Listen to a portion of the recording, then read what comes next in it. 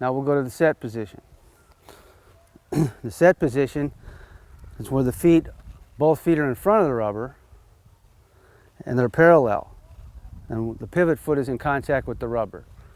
Now prior to coming set, he must have his hands apart. And then the true set position is when his hands come together. He must bring his hands together before he throws a pitch. He doesn't have to bring his hands together before he throws to a base. From this position, again, he can do three things. He can throw a pitch. He can disengage by moving his pivot foot backwards off the rubber, or he can step and throw to a base. Those are the three things he can do. Now, he must come set before he throws a pitch. Okay. Those are the legal positions. Now we'll talk about the box.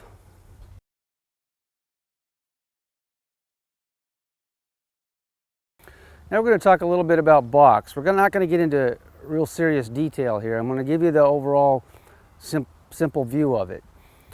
Basically, the balk rule is intended to prevent ridiculous stuff, like back in 1885 or whatever, to stop the pitcher from doing one thing and then doing another. For instance, if there's a runner on first base and he doesn't want the guy to steal, the rule was intended to stop something like this.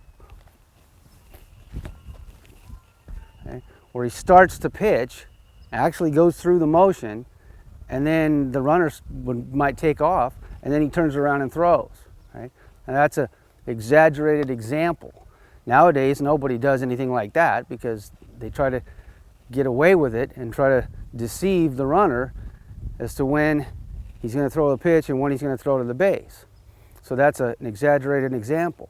The other example would be if he started to throw to the base and then turned around and threw a pitch. Right?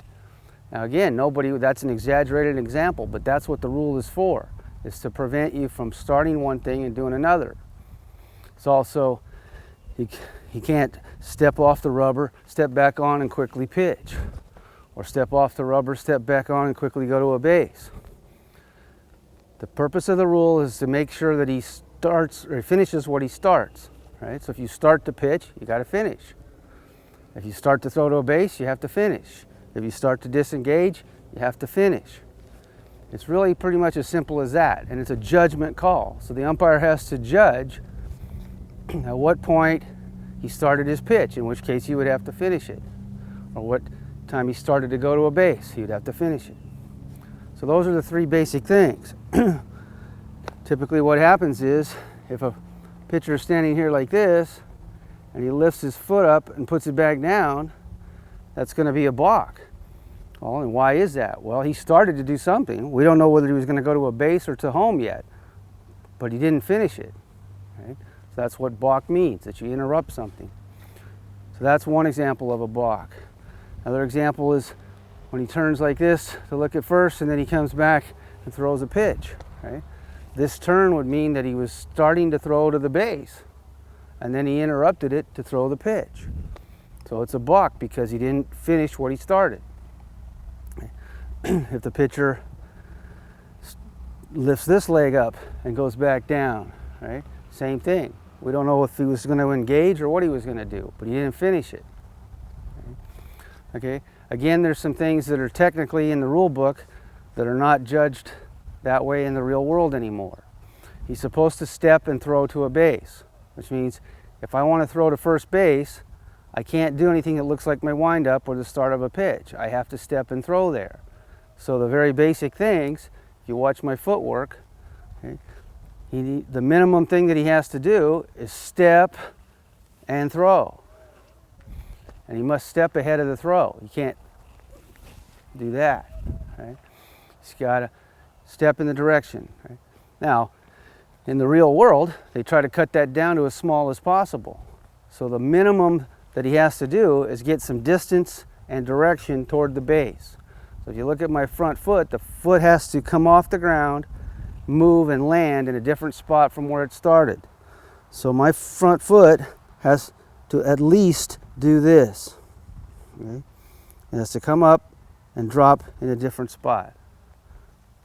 Okay? Now, according to the rule, you have to step and throw. Most people nowadays do what's called a jab step or a jump turn. They'll move this foot first and turn and throw. If you went strictly by the words in the rule book, that would be illegal. But it's interpreted by professional umpires as being still in contact with the rubber, and it all happens so quick that it's part of being in contact with the rubber and stepping and throwing to the base, as long as it's all done in one quick motion. So a jab step would be like that. Okay? That would be legal. Okay? Or a jump. Okay? There's a lot of confusion. People think that he has to step off. Does not have to step off the rubber to throw to a base. Okay? When he's on the rubber and he throws, and if he threw the ball out of play, the runners would get one base. If he steps off the rubber, he's no longer the pitcher. So he can't balk once he comes off the rubber. He's no longer the pitcher. But now, if he comes off the rubber, he's an infielder, and if he throws this ball over that fence, the runners on first is going to get two bases. Now, that's basically all we're going to cover about the blocks. It's just essentially he has to finish what he started, and he can do three things: throw a pitch, throw to a base, or step off. Okay? And in the baseball rules, he can do it from either the windup or the set. So even if he was in the windup position, he can still throw to a base, but this gets tricky because he has to do it without doing anything that looks like his windup. If he moves his hands up, or he moves his foot back, or rocks, does anything that you, in your judgment, it's a judgment call, look like his normal move to pitch, and then he interrupts that and throws to a base, it's a balk. He can throw to a base from the windup, but he has to do it without doing anything that looks like a windup. And when a lot of times what they try to get away with is this. Now, he disengaged, they'll claim that they disengaged, so he's no longer the pitcher, but he moved his hands first. Right?